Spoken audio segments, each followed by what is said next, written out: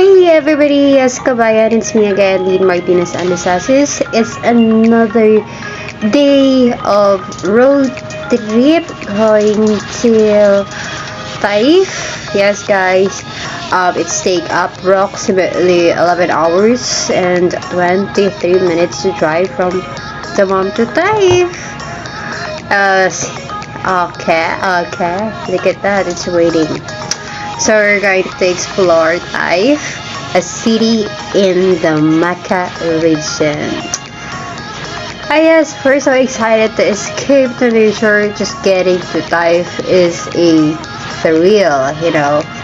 Visitors travel along the winding road through the mountains, passing fruit markets, rose farm, and deep valley along the way.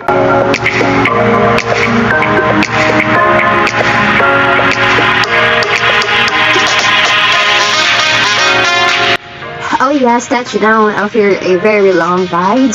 So we are now at Al Shafa Mountain Park, Taif. Of course, in Saudi Arabia. So mga kabayan, so they're going to try the ATV and horseback riding rides. Tama ba yun? Yes guys, so since I'm just a, kadamang here, so we are going to film them. So this is also for the vlog, for the content rather.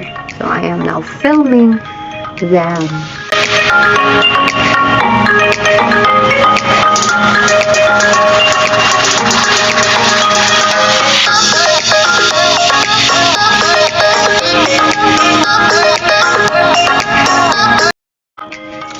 I'm not sure if this is the last road trip for today, guys, no? Yes, finally, babalik na kami kung saan yung aming last destination. So, that's all in this video.